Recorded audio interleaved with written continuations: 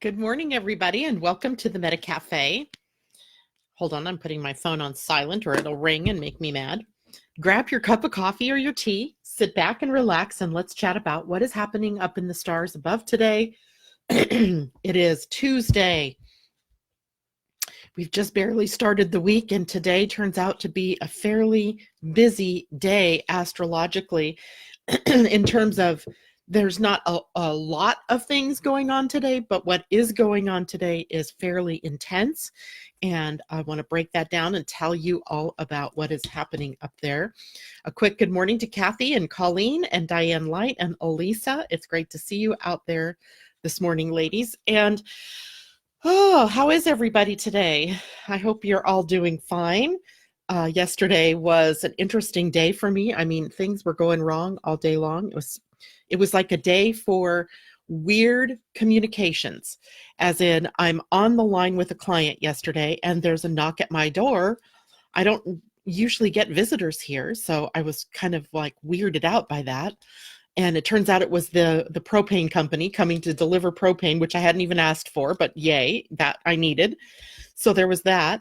And then yesterday afternoon, somewhere right around noon, my phone starts ringing incessantly, like my landline. And I'm still on with the same client, by the way, that we got interrupted with the propane company. And when I would see the caller ID, it would say code red, code red. And I'm like, oh my God, I don't know what this means. And literally 15 phone calls from that number, code red, during my conversation with my client. Talk about distraction. I mean, I literally just had to cut it out because otherwise I would have had to go answer that phone. Finally, after I get done with her, I'm picking up the phone and I'm looking at it. It rings again in my hand and I answer it this time. And I'm like mad, right? I'm loaded for bear now. And I'm like, you better have a darn good reason for calling me. And it turns out it was a Skagit County, the county I live in, a Skagit County emergency management warning that they were going to be doing a tsunami warning. And they didn't want people to get scared and call 911. So they were sending out this phone call that said code red, freaking people out to begin with a phone call coming from code red to let us know that they were going to do a test. I was beyond belief upset over the whole thing in the first place. And then to find out it was that, and I'm like, okay, what are they trying to tell us? Is there something that we should know? But anyway, I never did hear the test. Maybe it's on Wednesday. I don't know. That's the day they usually do these emergency tests. So anyway, interesting day yesterday, kind of a Uranus sort of day, right? Remember the moon is in Aquarius, ruled by Uranus, and yesterday we had a Uranus connection. Kind of crazy day. But anyway, after that, it quietened down and I was able to get back to work and get some things done. But for a while there, it was just this crazy, crazy stuff. Let's see who else is joining us this morning. Ann Stevens, good morning. Colleen says she's having a void of moon day instead of my normal hustle. Well, the moon does turn void at about 10:06 a.m. I believe it is. No, 11:26 a.m. my time, 12:26 for you all on the East Coast, where it will remain void until 9:05 a.m. my time tomorrow morning, 12:05 for you all on the East Coast, when it will move out of the sign of Aquarius and into the sign of Pisces, changing the energy of the day for the next couple of days, actually. But today we are left with the moon turning void and its last aspect, which is what we always want to kind of look like. What are we going to be holding on to? What is the last aspect that we're left with before the moon turns void?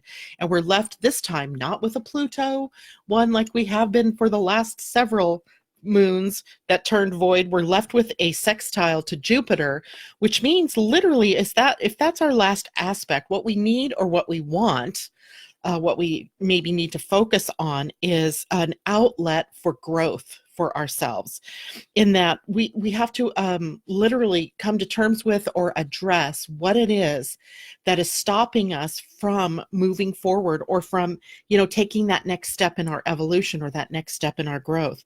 So we're going to have several hours to contemplate that. Might be a great time for, pen in hand, journal, just to be able to work with what is it that is holding you back.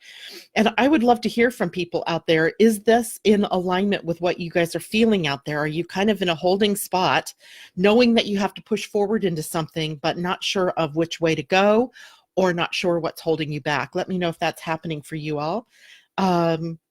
Good morning, Linda and Chanel and Marjorie Roth. It's great to see you. She had a great birthday, Linda said.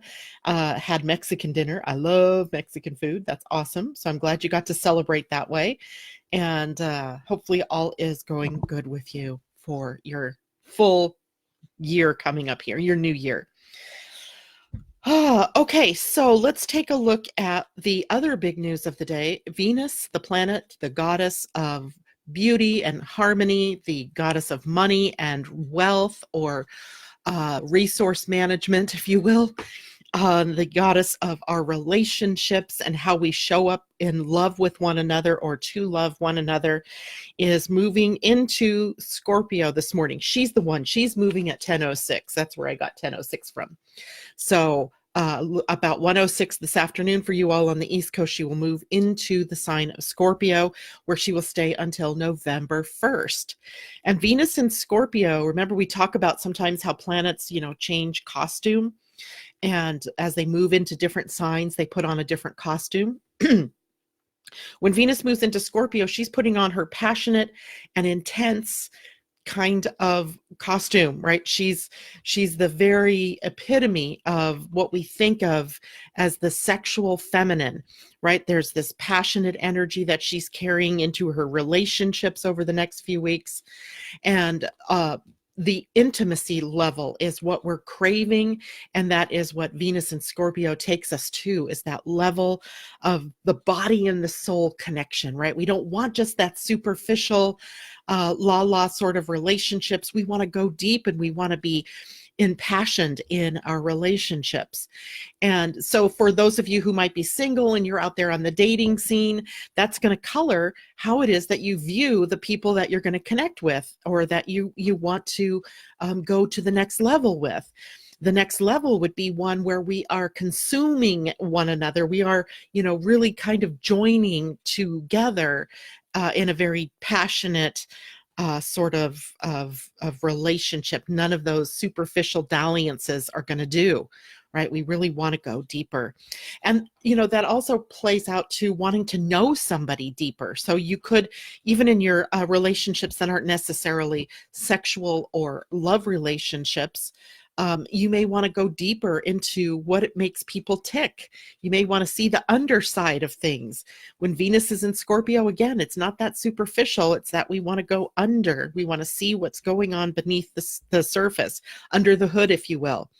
And Mercury is already there in Scorpio. So it won't be long now before the sun joins them in Scorpio. So we're going to have this period of time, forever, however long, of these three planets digging us into the depth, looking at what is under the hood, if you will.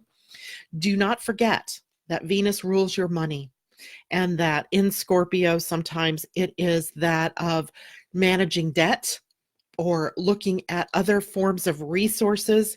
I would imagine that with Venus and Mercury both in Scorpio, that we may be looking at some economic news, that maybe the stock market takes a hit, or the banking arena takes a hit. I know at least here in the US, with all of this impeachment talk and weird stuff going on like that, it could cause an instability or an instability in the stock market. And it is October, right? Most of the big economic news that comes out affects October in a way to put pressure downward on the financial world. And I'm sure there's an astrological reason for that. I'm not a financial astrologer, but I can tell you, watch your money for this month, right? Be more conservative, perhaps, in the way that you're dealing with money. Deal down or pay down debt, and be very cautious about taking on any new debt right now. Particularly because not only is the energy building up in Scorpio, but Mercury is going to enter on Friday the shadow zone of his retrograde in Scorpio. So this is not probably a good time for speculation, or for moving out there in a way that might endanger you financially. So be very aware, not about fear. It's just about being aware, right? The cycles and how they flow affects our money, all of our relationships. When I say relationships, mostly with Venus, we're talking about our love relationships, but we're also talking about our relationships to money, debt, credit, etc. So we have to take that into consideration as well. Okay, now today also Mars is in an opposition to Chiron. Remember, Mars is now in Libra, not a happy place for Mars, right? He's not very happy with the indecision or the ability for the sign of Libra to affect the field of fairness and justice and balance and harmony and equilibrium. He's more reactive than that. He wants to take action. He just wants to move forward. And Libra is a little bit more slow in that. Not that Libra cannot take action, but Libra wants to weigh all the sides of the issue, wants to see all of the sides before it takes action. And it puts it now in an opposition to Chiron in Aries. Libra and Aries in astrology is called the love and war axis. And it's interesting because we have the full spectrum of opportunity here for love on the high side, the high frequency energies, or war, which is anger and upset, frustration at the low end of this energy field. Remember, these are continuums or spectrums of frequencies of which we could be expressing any level within that frequency. And when you have an opposition, you've got energies pulling in opposite directions. So what we may be seeing for us as individuals is a battle between an inner battle. I would say I would characterize this as an inner war or an inner battle between the I am and the we are, where we are emerging. We want to emerge out into the world in our strength and in our power, but we're also having to learn the energy of teamwork and being a part of a team and being supportive and supported in a group sort of relationship. And that means that while this is in play, we could have resentments that bubble up, frustration bubbling up, anger bubbling up, and it comes to the surface, and then it can cause us to strike out at others or others to strike out at us. And we are dealing with Chiron, so we're dealing with a wound. And the wound in Chiron in Aries is really about the ability to be interdependent, to see how we all need one another versus how I am a solo, independent person without wanting to be dependent on anybody else, but also at the other end, not wanting to be codependent or take the energy of dependence so far that I can't make it on my own. We have to come to the middle and recognize that we are all interdependent in this. So that inner battle may be bubbling up to the surface and then striking out into the outer world. And mostly I think you all are in the know. You feel this energy building maybe, or you hear me talking about this and you're able to manage that energy better than other people. So you may be finding yourself out there in a world where other people are modeling this to you. And let's see. Anybody calling in here? Yes, I'm experiencing this, that Rebecca says this, knowing I have to make a decision, but not quite ready as things aren't crystal clear. That's kind of how I feel too, Rebecca, where I feel like that waffling energy where it's just this, going back and forth. And it is getting to the point where I personally am getting frustrated and having to bite my tongue, stay the course, right? Hold out, because I know that this is an emotion and it's flowing through, right, the field. And this too shall pass. Yes, it will. Kathy says, no motivation. I am stuck. Need to throw a dice for which thing to do next. Linda says, holding back on dispersing funds from the sale of building to my wannabe ex-husband. You're holding back that money, or is the attorney holding it back, or who's holding that back? I'm kind of confused there. Marjorie says, I feel like I'm in a holding pattern this week. Been retired for 40 days and turned 64 tomorrow. Happy birthday to you, Marjorie. Thought I'd know what next chapter might be, but I don't. I just know I want to do it, in quotes, the way I always thought I would. Good morning, Trisha Gelder. Good to see you, my birthday sister there. So Marjorie, let's talk about that for a little bit, because yesterday we finished up our chat around the gate 48, where we were dealing with the void, right? We were dealing with that idea of the well. The gate 48 on the spleen in your human design chart takes us deep into our inner world. And remember, we talked about having to have the faith to hold that space, to know that all of those resources are within us, that we need not look outside of us for any kind of answer. It's all here within you. And that sometimes we just have to hold space in that void until it crystallizes or it appears. I know sometimes it's hard to remember that in the heat of the moment, where here you are sitting now with all of this time on your hands, and what do I do? Right? Where am I going to go? Who am I going to hang out with? Who do I want to spend my time with? Where do I want to go? What do I want to do? So it's okay to hold that space, is what we eventually find out, right? That it will come up, that if you just go into the nothingness, the no thing, right? The no thing, and sit there, the right energy or the right opportunity, the right people, the right rhythm and timing will emerge and create a pathway to that prosperity for you. And prosperity, not necessarily money, right? Just we feel prosperous when we feel like our gifts and our talents are being utilized in the world, that we feel like we're making a contribution. And I think that may be what you're feeling like. And remember, 64 is an interesting age. It's the eighth times 8, right? It's the eighth. It's a human number. 64 is the number of codons you have on your human design or in your DNA, and the number of gates in human design, the number of gene keys. So interesting number there, the 64. And you will get to what you are meant to be doing next, Marjorie, even if that is just holding space for the time being. Relax, right? Relax. Do some reading, do some exploring. I forgot what sign you are. Well, you must be a Libra, right? So I don't remember if we had a chat about what type you are, Marjorie, but through your human design. But follow your type and your strategy, and that will tell you what comes next in terms of whether you're waiting for an emotional connection to something or an intuitive connection to something, etc. Okay, good one, Linda. Okay, so let us move on to something else here today. And this is going to be a little bit different from what we normally talk about. We've talked before about there are these 30 degrees of each zodiac sign, and that the 0 degree and the 29 degree are what we call karmic degrees. And that when there are planets sitting at those degrees, that we pay attention. If you have something in your own natal chart at either one of those degrees, it really forces your energy to look at karmically what's going on in that sign or in that house, or both in that sign and in that house.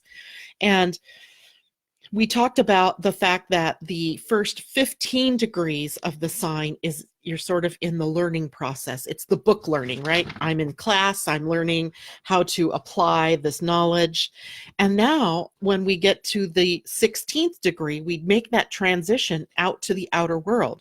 So you could say the first 15 degrees are classroom study, and the last 16 degrees you are in service out there in the world. You are actually demonstrating your gifts and your talents, which is interesting because that's exactly what the sun at gate 48 would say, is that enough book learning, right? Enough of that. You got to get out there and do, right? You have to be able to demonstrate that you know what you're doing. It was interesting because I was watching a show last night on TV. I have no idea what it was called. It was a doctor show. And there's this kid who's a young cardiologist in training and a resident. Thank you, Mimi, for having given me that word the other day. He's a resident in cardiology, so young and very inexperienced. And his attending doctor, or his boss, says to him, can you handle this client, this patient, and go evaluate where he is? And this guy says, yes, absolutely. And the young guy makes a mistake, and the patient literally has a stroke, and there's, he lives, but there's this big issue, right? And everybody's up in arms because this has happened. But the attending doctor says to the younger doctor, this is going to happen, right? You have to step out there. You have to risk making mistakes. You have to risk it all in order to learn the next step. right? We're all going to make those mistakes. So I was just glancing at our astrology charts this morning, and I noticed that there are a number of planets building up to the 16th degree. We have the planet Pallas Athene. She's sitting at 16 degrees of Scorpio. We have Ceres, the goddess of abundance, in 16 degrees of Sagittarius. We have the moon this morning at 16 degrees of Aquarius. And then we have Neptune sitting at 16 degrees of Pisces. And I went, right? That can't be, that just can't be a coinkydink. In 2 days, the sun is going to be at 16 degrees of Libra. Now, I'm not saying it's odd that they're at the 16th degree. That's not what I'm saying, because the sun is going to be there every month. It's going to move through the 16th degree of a sign, and so is the moon. But Pallas and Ceres and Neptune move a lot slower. Right. So the fact that all three of them are sitting at the 16th degree right now made me go, what is that about? So I started digging in to see what that was about. So first I thought we would talk a little bit about what Pallas Athene is, because what really got me going today was that Pallas Athene, she's got such a rich tapestry of mythology surrounding her. And I really, at some point, I want to dig into all of the mythologies around her. Of course, the biggest mythology was the fact that she was born fully formed from an injury in her father's head. Her father was Zeus, the sky god, right? The main masculine god. She springs fully formed from his head, and ends up with being the goddess of wisdom and the goddess of war. Or maybe she's much more about the wisdom to know when we go to war and when we don't go to war, right? She's holding that more cautious wisdom around warfare. She is also the goddess of and represents freedom and democracy. You often, you could say that Lady Liberty, the Statue of Liberty, is a representation of Pallas Athene. Some of the symbology is the same. We could also say that there is this idea that democracy is something that's worth fighting for, right? Worth fighting for. In your human design chart, democracy, democratic leadership is what is in evidence. Right? There's no gates in your human design or in your gene keys that represent authoritarianism or corporatocracy or plutocracy. But there are gates that represent the leadership by a vote, which is democracy. And I just find this all so fascinating that this is all building up right now. So she represents the feminine warrior. Now, Neptune, the planet, is representing the god of the ocean, right? Poseidon and Neptune, they're Greek and Roman versions of one another. He rules the depth of the ocean, the watery world of the deep ocean, and is a masculine god, right? He is definitely not, there's no feminine there, even though part of me wants to really rewrite Neptune to be a more feminine energy. You're putting a masculine god in charge of the deep ocean, which is like the void, which is like the womb, which is like the feminine. So how did the god Neptune get there? Well, in a masculine world, that would happen. So I'm on the hunt to find a better goddess to rule the ocean, because I'm not so certain that Neptune is the great representation for a new age, for a new paradigm, to rule what is the feminine world. I think in a way it represents the masculine having overtaken the feminine. And that was a historical time, right? That is something that was a part of our evolution. Well, where do we find ourselves now? We find ourselves now with Pallas, Ceres, and the planet Neptune at the 16th degree of their relative signs. We are now on a new course of demonstrating a new paradigm in the world. And what is that new paradigm? So I went looking this morning for that information, and I found it in the Sabian symbols. Some of you may have heard of the Sabian symbols. There's different people who have taken up this work. It really goes back very far in time, like to the 1920s, maybe 1930s, where a woman in a a sort of subconscious state or a hypnotic state, goes through every degree of the zodiac and assigns it a meaning. And it ends up being this beautiful work of art. Since then, astrologers have organized it and put it together in, as in degrees of ascension, if you will, not being one degree is better than another, but how does this tell the tale of our evolution of consciousness through the zodiac? That's the way I would look at this.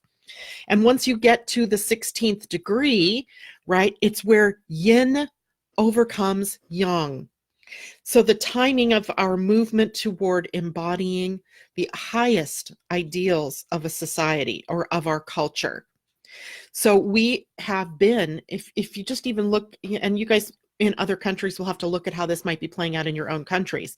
But in our country, what we have visited the last several weeks, months, maybe last few years, is the seedier side, the ugly side, right? The sick or ill side of our ideals of our in our culture of democracy and freedom.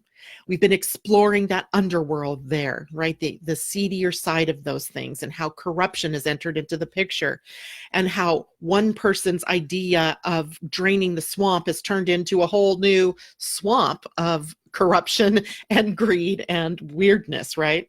So we have, and it's really sort of the dying death knell, if you will, of that masculine yang energy, letting go, but still holding on to its old paradigm. As we move forward here, we are making that shift into the yin energy.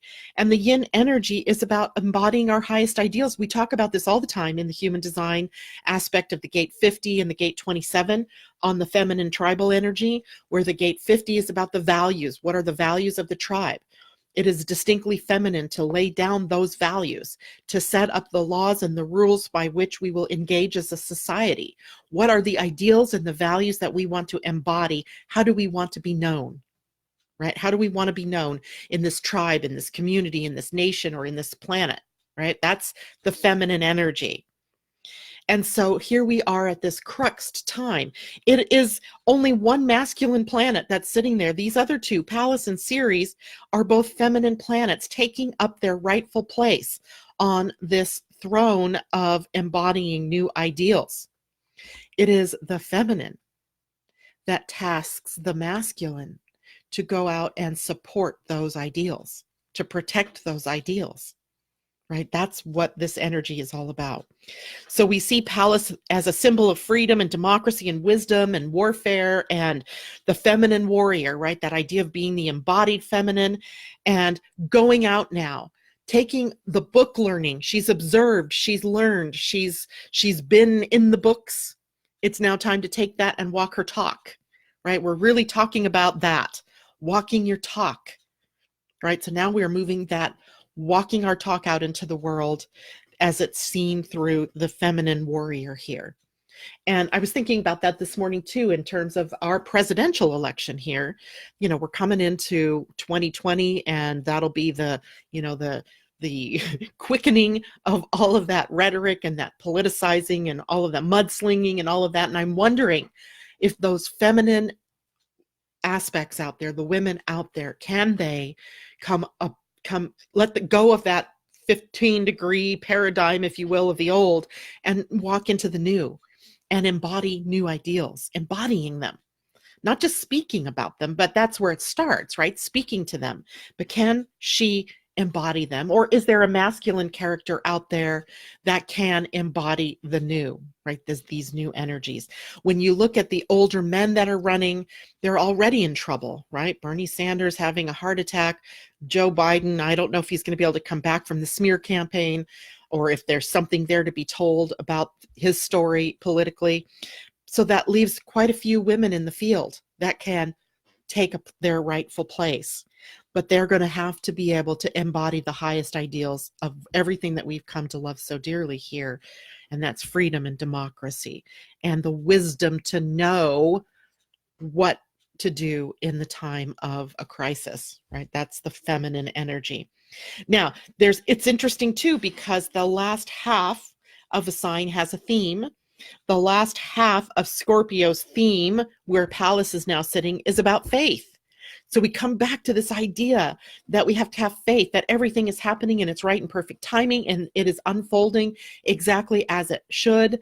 It couldn't do anything but be unfolded in that way, that no matter how ugly it looks, no matter how upsetting it is, there's a purpose and a process that's in play that we may just not be able to see. We have to have faith that everything is happening as it should, and that we will make this transition to this new energy, right? Embodying of the highest ideals of our culture.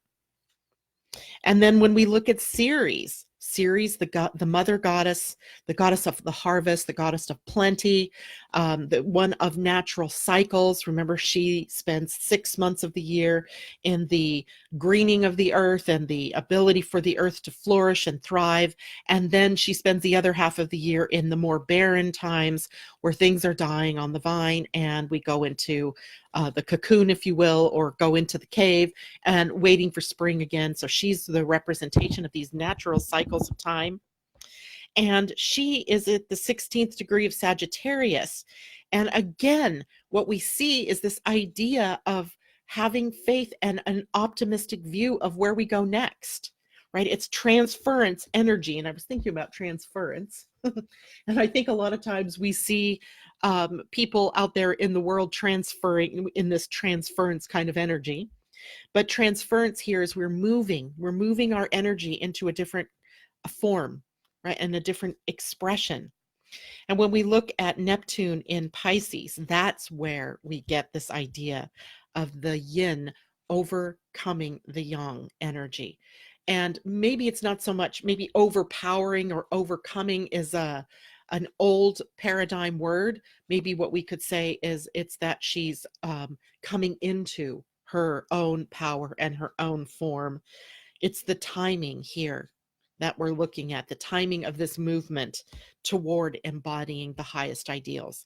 We need to start asking that of ourselves, right? We're not going to see it in the outer world around us until we begin the process individually of embodying the highest ideals that we hold, those things that we hold most dear as a culture. But you could start that within your own family, with your own teams of people that you work with, in your workplaces, in your group associations, in the politics of your local area or your state, or it can build, right? So we have to be able to ask that of our world, but we also have to be the embodiment of it ourselves. Is all that making sense? I find this kind of exciting. To me, this is like, yes, there's a reason for all of this crazy, crazy stuff. There's a reason why this is happening, and it's about allowing the space for the yin, the feminine, to take up her rightful place. Okay, how does everybody think about that? Colleen says, yes, I was stuck for so long, then eclipse season brought clarity, moving forward, so slow, but moving forward. It's all good. I love it. You're welcome, Marjorie. Good morning, Catherine Worcester. Good morning, Allison and Irina. Nice to see you. Chanel says, are you referring to the decans of each sign? Not so much the decans. The decans, and that's a great question, Chanel, because we could also separate the degrees into the decans, where, for those of you who don't know what we're talking about, if you have 30 degrees of a sign, we can divide them up into increments of 10. So you would have 3 degrees, or 3 groups of 10 degrees per sign, a decan. And what we say in the decans is that the first 10 degrees are the strongest embodiment of the sign. So the first 10 degrees of any sign is the most powerful for that sign. The next 10 degrees takes on the next one in the line of its element.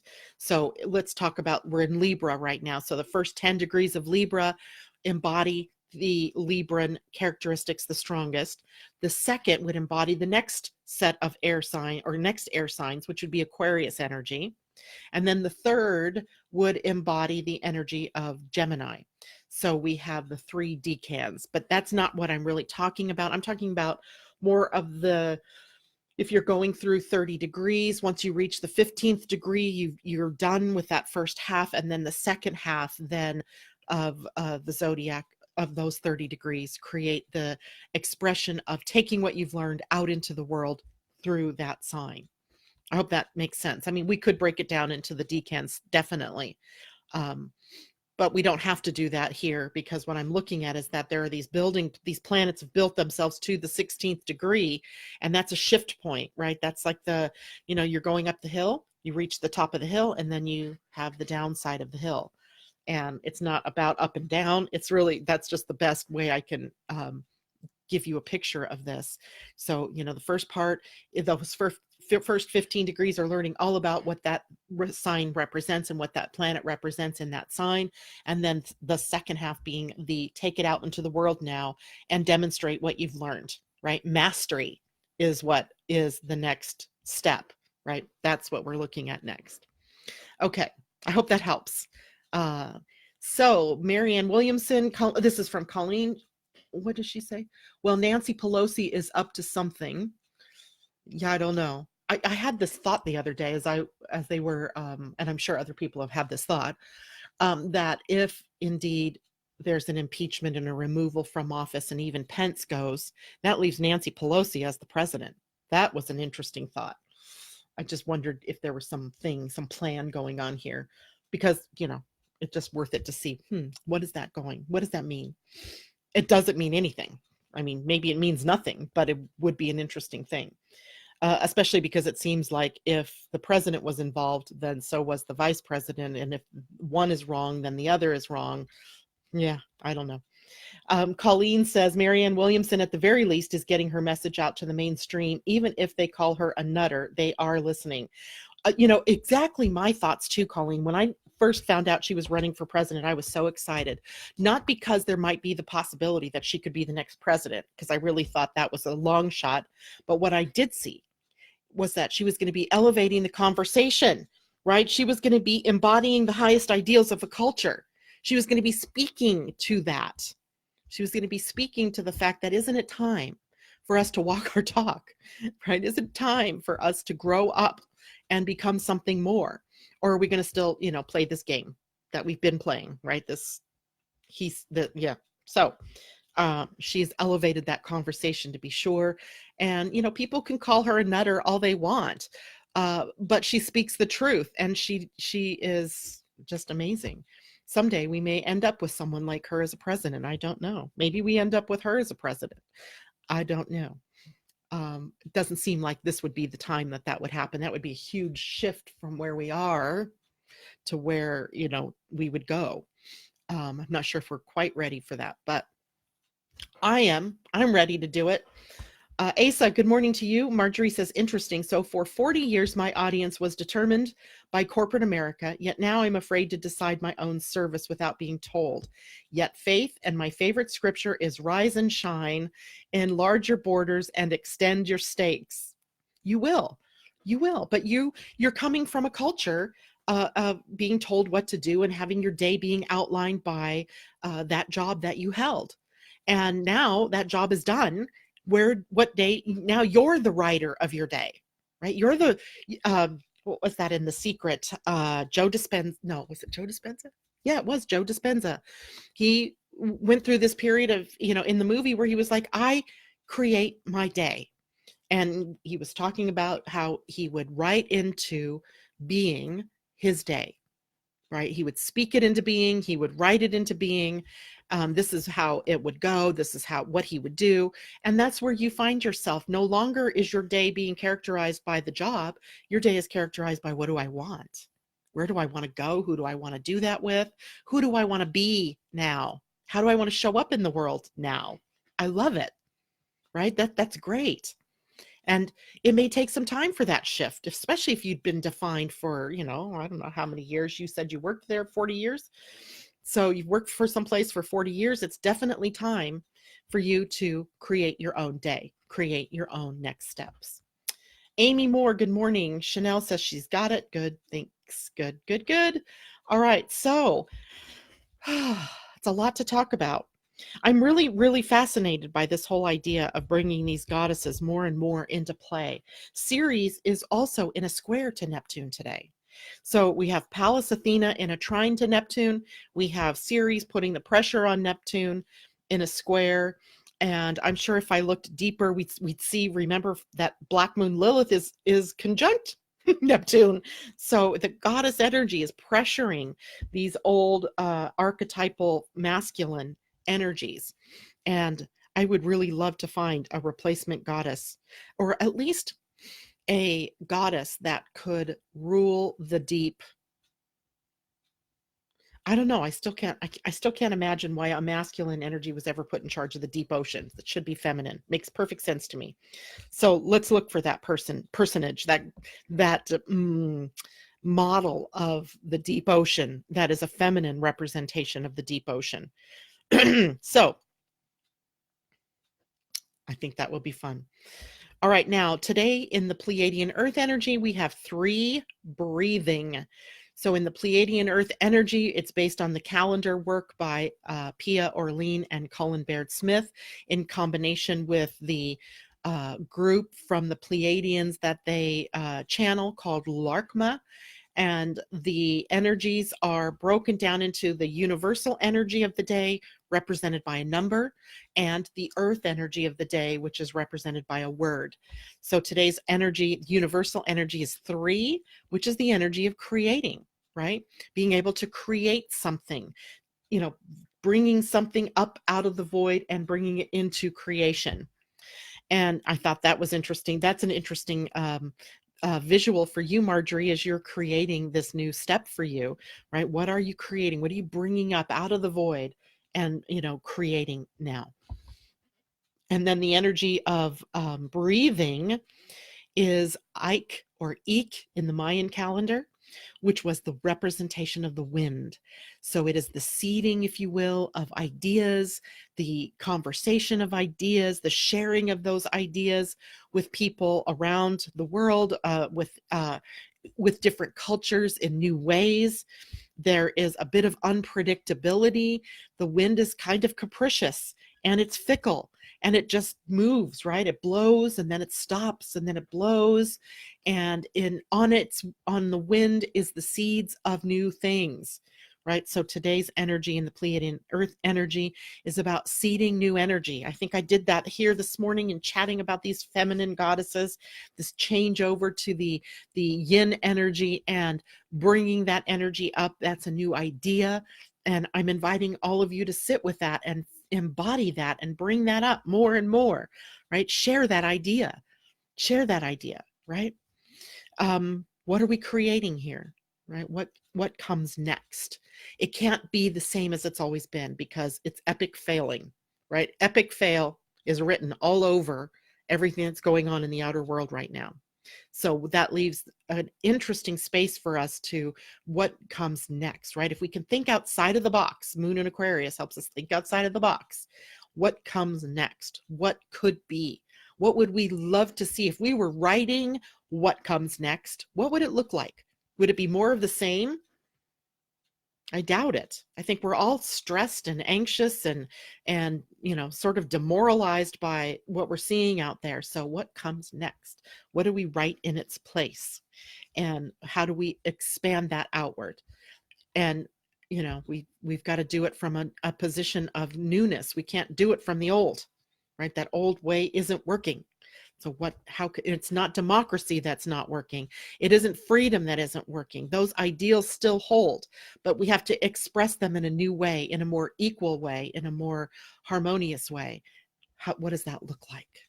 What does that look like? Well, we can look to Pallas Athene for a model of how that looks. We can go to Ceres and see what does it look like when we're spreading abundance and we're spreading plenty instead of, holding back resources from people, or seeing that there are people out there who have no resources while others have way too much, right? Remember the Gate 48, it was about what's prosperity versus what's wealth.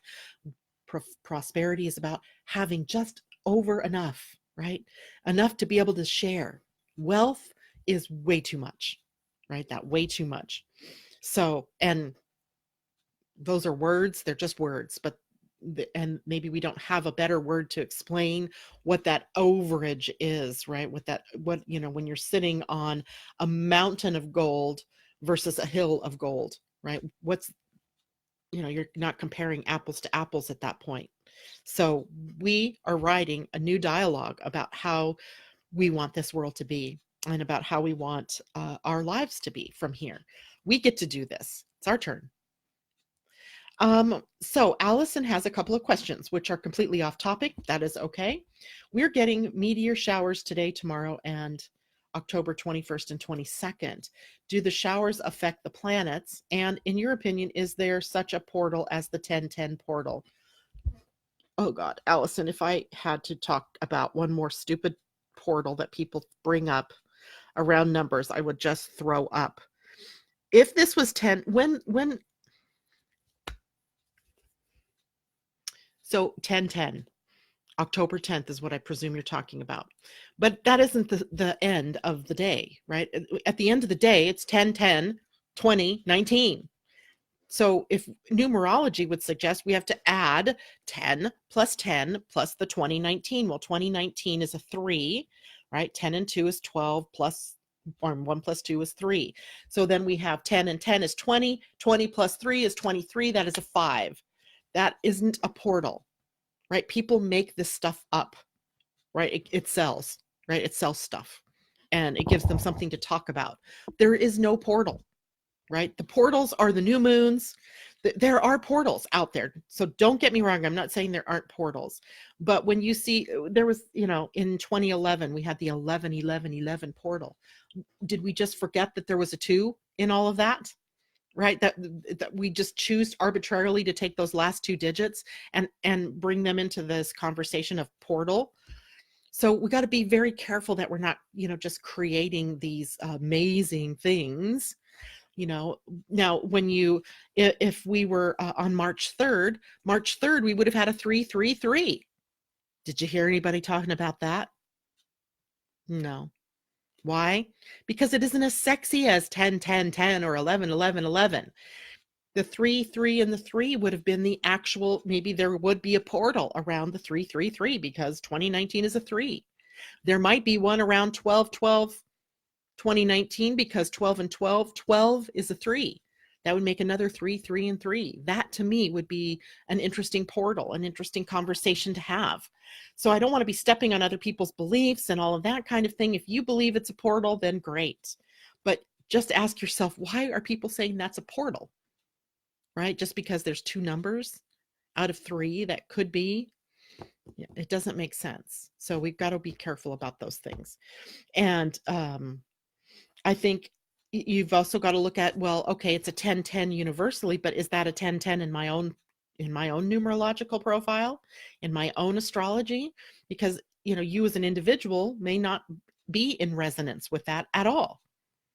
Right? So we may be looking for things to happen and we sit there in expectation and then nothing happens and our expectations become dashed because of a thing. It's like fake news, right? This fake thing someone makes up. So, and unless there's something more to that 10-10 portal that I don't know about, which at this point I can't say that I know that it's anything different than that. Right? So be aware of falling into those amazing, portals that people say. It's really, just an attention grabbing thing. And it's a distraction. It's distracting you away from what is really happening. Right? So I hope that helps. Or did I just step on your beliefs? And the meteor showers. Okay, let's deal with that question. So meteor showers today, tomorrow, and then on the 21st and the 22nd. Well, the Earth periodically passes through areas of space where there is more debris, and it's that debris that creates meteor showers. This often happens when the sign Taurus is on the zodiac, and also when Scorpio. So part of this meteor shower looks like it might be in Libra. The other part of that is going to be at the very end of Libra. So I'm not sure if I haven't heard of what that shower might be. But, as the Earth passes through those fields, we get more showers, more meteor showers. But it's something that's visible here on this planet. I don't think that would be visible necessarily from other planets. Maybe it is, maybe it isn't. as those other planets would transit through those fields, right? Those asteroid fields or those, debris fields, they would experience those kind of meteor showers. We know we see meteors fall on Jupiter all the time. And I'm sure the other planets, Mercury is pockmarked. The moon is pockmarked. We know that meteors and meteorites and asteroids have been hitting all of the planets in the solar system. But I just don't know that they have the same kind of meteors at the same time that we're having them. But I always think they're I kind of like to look at them as, messengers of a point in space that the Earth is passing through. And we've passed through these spaces before, because every year we see these, meteors happening at these specific times. And there's just something about the consistency of knowing that the Earth is actually moving through these places, and we see the evidence of it every time we pass through that field. So I hope that kind of answers your question, Allison, or did I just open up another big thing? That's what she thought too. Good, good, good. That's why I come to you. I love it. Thank you, Allison. And Rebecca says, I'm still contemplating the whole manifesting, getting what you want versus receiving what you are meant to have. Next experience from divine will. This is my dilemma, I guess. It's interesting because we all have dilemmas or conundrums. I like to call them, in human design, we call them conundrums. But we could call them, you're in a pickle, you're in a dilemma, because there's seemingly these two things, right? And they almost seem like they're in odds with one another. It's part of our experience being here on a planet that's based in duality, right? Where we have these two things. And how do we, come to the middle at least, or maybe weighing which one is, more important at this moment in time. So manifesting, getting what you want versus receiving what you are meant to have. There's a card. We just pulled that card too, not too long ago. I'm trying to think of what card it was that said, you will never lose what was meant for you. And so if something is meant for you, you will absolutely get it. If it's not meant for you, then it's not something that you're going to receive, and being okay with that. And then I think what I hear you saying is, how does that bump up against with I manifest my reality or I create my reality? Right? And all of that is to say that we have in the human design gate 30, which is about our desires, but it's more like our attachment to the outcome of those desires, right? I may say to the world, I want to be a millionaire, right? I could say that, and I could, I could write that into being, but if being a millionaire isn't the correct thing for me, it's probably not going to happen. And I wouldn't know necessarily why that is, but I would also have to have faith that it is the right thing. I don't know. I struggle with it too, right? I struggle with it too. I like the idea that I create my reality, that I can have whatever I want, that the only thing standing in my way is my own, belief about it. But I have a sense that there's something more to that, that is written in our soul plan, and maybe I don't have as much access to that in my conscious waking, and that if I had that, it might take me down the wrong road. It might take me in the wrong path. That I almost have to have faith that my identity center, my steering, right, my compass is putting me in the right place at the right time with the right people and the right experiences. And if I was meant to be in that experience of being a millionaire at this moment in time, I'd be there. Does that make sense to people? There's no small amount of faith that goes with that. And then the idea then is to not be attached to an outcome, because the universe may be contriving something much better than that. I don't know. It's one of those things that we can keep going around and around with, right? About free will, destiny, fate, attachment, detachment, desire and want, and creating your reality or not. It's just fascinating to me that we have to deal with that. Rebecca says, yes, I've received what I want all year, but now I want was right for me long term. Now you want what's right for you long term. I gotcha. And I guess that's how you put that just out there to universe, right? To God, or to you, even to your own self, right? You put out there, I want what's right for me. Put me in the way of what is correct for me. Make sure I'm available and open to receive what comes next, right? And that is, I think, where our free will really is, right? That using our compass to say, because remember, the identity center is a one-way compass. It only has attractive power. It doesn't have repelling power. So it is an attractive force. It is a monopole. A monopole meaning it's got only one magnetic job, and that is to attract. And what it's attracting to you is what's meant for you, the right things, right? But we can get in our own way. We can put ourselves in alignment with something that was totally incorrect. And then, we are not seeing exactly what it is. It's like, there, but we keep missing it because we are too busy trying to create something over here that might not be right for us. So being in alignment says that at one time you're in the right place to get the right experiences, and that no matter what is happening is also the right experience at the right time, in the right place, in the right way. Total conundrum. You're totally welcome, Rebecca. So I'm sure that's a totally unsatisfying concept, right? That, but you can choose by what you focus on, right? What you focus on is literally what the universe is hearing that you wanted to experience. So if you're always focused on the negative things, you're focused on the I don't get, or I've never gotten what I wanted, or that kind of thing, then that becomes the self-fulfilling prophecy. But if you're always in gratitude for what you are experiencing and always letting the universe know I'm open to receive what's next for me, then that's a different conversation that you're having with the universe, and that's being created. So I think your real power is in how you're using your mind and your emotions to create, not necessarily wanting something over here and then being put out when you don't get it and thinking that the universe isn't helping you, because maybe you getting that would be a big problem, versus something over here, if you're staying open, that the universe would bring you something even better, bigger, better, wonderful, the right thing in the right time. The mysteries of the universe, right? All right. Wow. It's almost 9 o'clock. I can't believe this. I need to get moving here. I hope everybody has a wonderful day.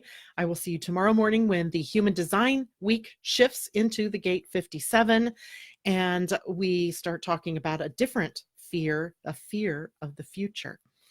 All right. We'll talk to you tomorrow. Bye for now.